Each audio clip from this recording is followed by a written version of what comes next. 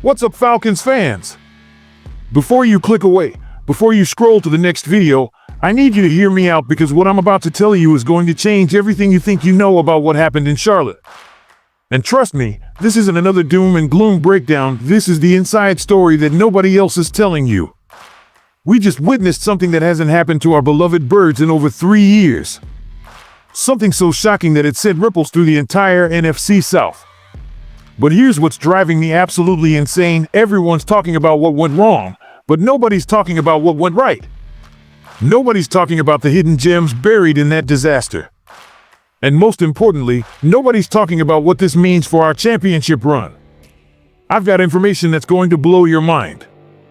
Stats that will make you question everything the media is saying. Performance metrics that prove our young superstar is about to explode in ways nobody saw coming. And a defensive revelation that has other NFC South teams absolutely terrified of what's brewing in Atlanta. So buckle up, because in the next 9 minutes, I'm going to take you on a journey through the most misunderstood game of the 2025 season. We're going to uncover the truth about our quarterback situation, reveal why our running game is about to become unstoppable, and expose the defensive masterpiece that nobody recognized. But here's the deal: if you want to be part of the real Falcons Nation, the ones who see what others miss, who understand the game beyond the headlines, then you need to take action right now. Smash that subscribe button like your playoff hopes depend on it, because they actually do. Hit that notification bell so you never miss when I drop these game-changing insights that separate the true fans from the bandwagon riders. And if this analysis hits different than anything else you've seen about our birds, show me by absolutely destroying that like button. Let's prove that Falcons Nation is the most passionate, most intelligent fan base in the NFL, one click at a time. Listen, Falcons faithful, I know what you saw Sunday. I know what the scoreboard said. 30-0, a big fat 0. The first shutout of the 2025 season, and we were on the wrong end of it. But here's what's absolutely wild, and this is where it gets interesting: we outgained Carolina by 108 yards. Let me repeat that because this stat is insane. We had 332 total yards to their 224 and somehow lost by 30 points in a shutout. When's the last time you saw something like that? Try 1970. The last team to outgain their opponent by 100 plus yards while getting shut out by 30 was the Miami Dolphins against Baltimore in 1970.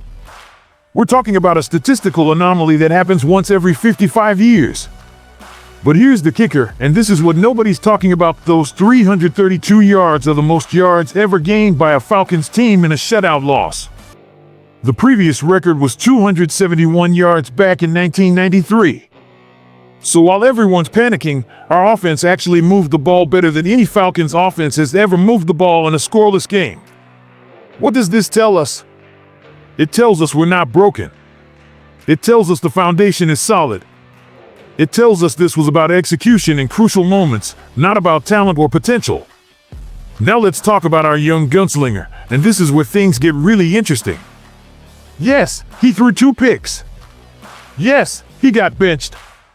But here's the stat that's going to make your jaw drop. Before that interception in the third quarter, our quarterback had thrown 84 consecutive passes without an interception to start the season. 84 consecutive passes. That's the 4th longest streak in Falcons history. You know who holds the record? Michael Vick with 143 straight to start the 2002 season. Our kid was on pace to challenge a legend. But here's what's even more incredible: this was only his 6th career start. 6!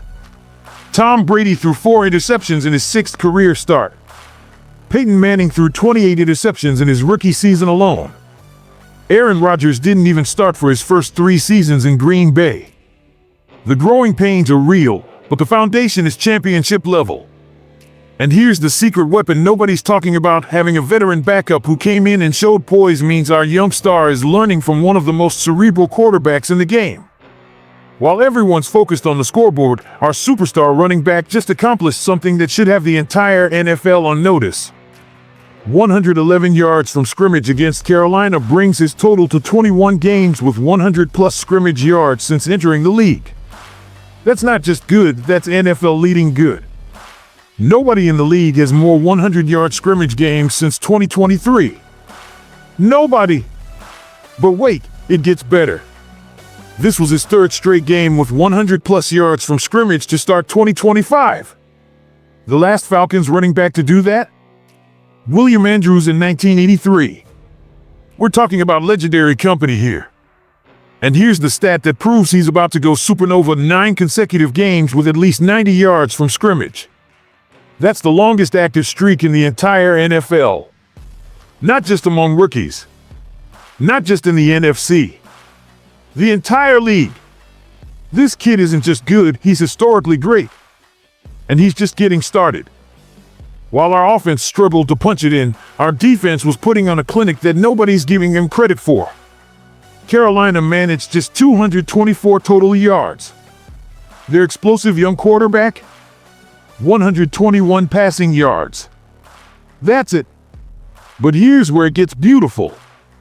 Our rookie safety just announced himself to the NFL world with a team-high 9 tackles, 8 of them solo tackles. 8 solo tackles from a rookie safety. This kid is playing like a seasoned veteran. And our linebacker core? Pure domination. 9 tackles, 1 sack, 3 tackles for loss from 1 player alone. That gives him 10 games since 2022 with at least a sack and 7 tackles, tying him with elite company including Tampa Bay's star linebacker. Our defensive coordinator has this unit playing at an elite level. They held a division rival to under 225 total yards. That's championship-level defense right there. Here's something that's flying completely under the radar. Our special teams unit recovered a muff punt in the first quarter. That gives us 3 muff punt recoveries since the start of last season, tied for most in the NFL with Pittsburgh. 3 muff punt recoveries. That's not luck, that's scheme.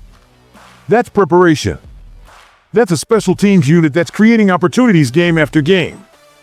Our coverage teams are forcing mistakes at a rate that leads the league. That's championship DNA right there. Let's put this loss in perspective, because this is crucial for understanding where we're headed.